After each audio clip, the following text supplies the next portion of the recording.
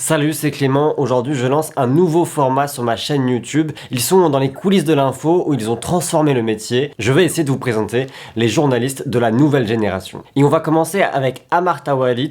En quelques mois, il est devenu le paparazzi de TikTok. Je m'appelle Amar, je suis un paparazzi des réseaux sociaux. Je suis beaucoup sur TikTok. J'ai 1,5 million sur TikTok, donc il y a des gens qui me suivent pour ça, qui attendent le scoop. À l'heure des réseaux sociaux, Amar a réinventé le métier de paparazzi. Il poste toutes ses images directement sur TikTok. Et quelques jours avant le début des JO, j'ai pu suivre Amar. À l'époque, la rumeur court sur l'arrivée de Céline Dion à Paris. L'objectif pour Amar, c'est de publier la première image de la star.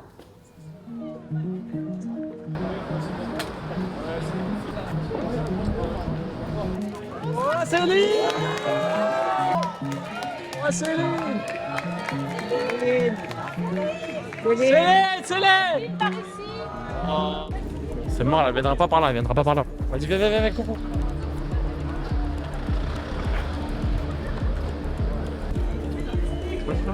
Bonjour Céline! Ça va Céline, vous allez bien?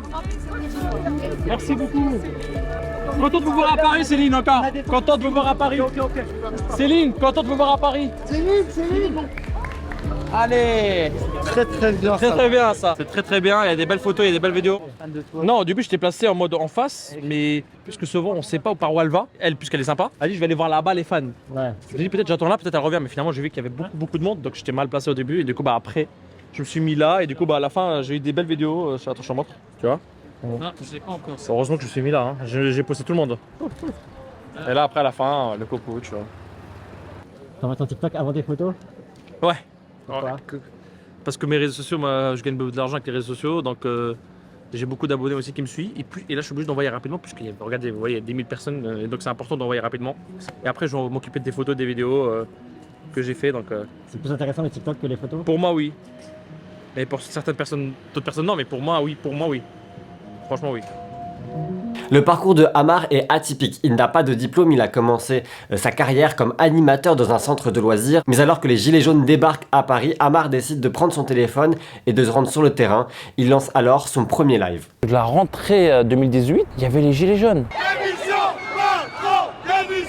À ce moment-là, je voyais ça à la télé le premier jour, je me dis vas-y, je vais aller faire un tour le soir. Je descends direct à Concorde pour voir l'acte 1, ce qui se passe la nuit tard. À Concorde, là, ils bloquaient les gilets jaunes avec des barrières, alors après les policiers sont arrivés. Je vais faire là, bon ça marchait et tout, parce que je suis arrivé en retard, mais ça marchait. Ce qui était bien avec les gilets jaunes, c'est que les gens ils font connaissance avec les gens. Ils m'ont dit reviens samedi prochain.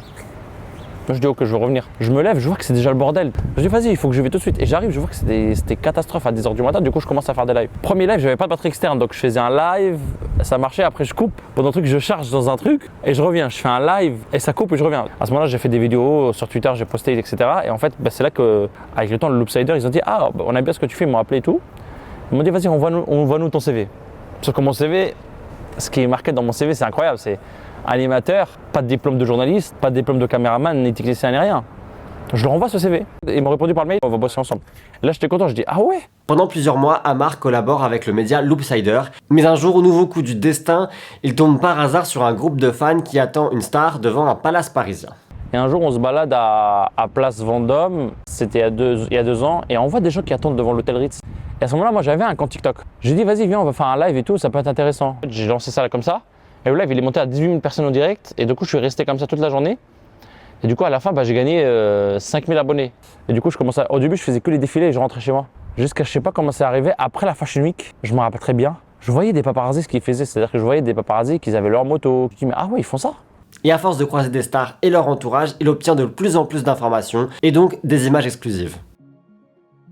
Et du coup, on est un petit groupe de paparazzi qu'on se partage entre nous les infos. Et qu'en fait, nous, quand on cherche quelque chose, moi, je vais aller dans une zone, lui, il va aller dans l'autre zone. Et on va tourner et c'est pas sûr qu'on trouve. C'est que les gens, ils savent pas. Je peux attendre de longtemps pour rien.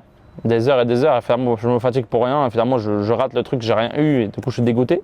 Il y a aussi le deuxième type, c'est les restos qui me contactent. On aura cette soirée, etc. Parce qu'ils suivent ce que je fais. On a bonjour Amar, on aura ça. Si tu veux, viens, filme les sorties et les entrées. Et oublie pas de nous mettre le arrobase, etc. De bien identifier que c'était dans ce resto-là, etc.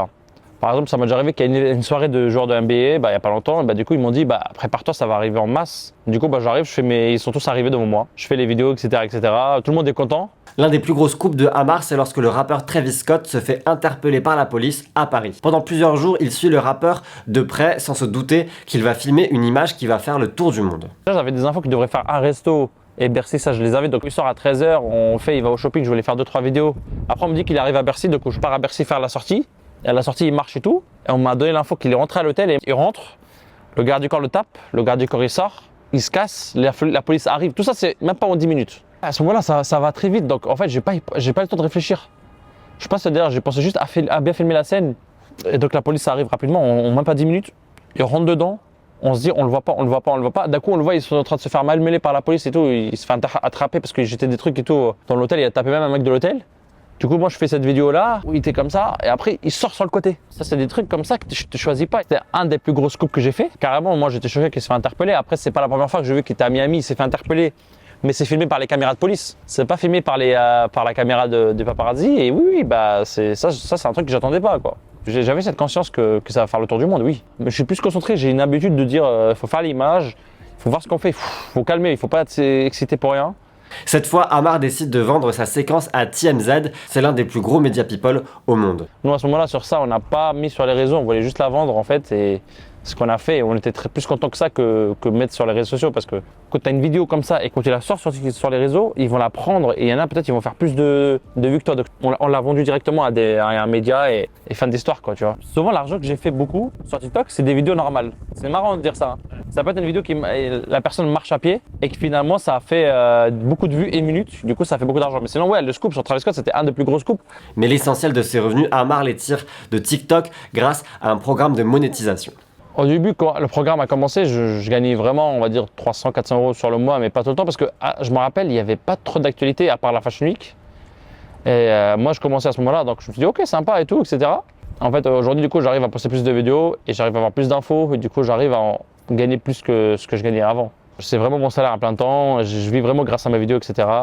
Franchement, je suis très content parce que ce projet que je voulais avancer, c'est en train d'avancer et je suis fier de moi, je suis très content d'être toujours à l'affût, etc. Sans que chercher être assoiffé de buzz, etc. Un truc comme ça. Maintenant, j'ai une communauté et qui suit, donc le but là, c'est de proposer du bon contenu. Bon, s'il se passe une dinguerie, voilà, on sera peut-être encore là. Le but là, c'est de proposer du contenu bien, tranquille, d'actualité de célébrité, etc. et d'être dans le divertissement et c'est ce que je veux en tout cas. Merci d'avoir regardé cette vidéo, je vous mets les réseaux de Amar en description, n'hésitez pas à vous abonner et à me dire dans les commentaires s'il y a d'autres journalistes dont le parcours pourrait vous intéresser. Et nous, on se retrouve très vite pour une prochaine vidéo.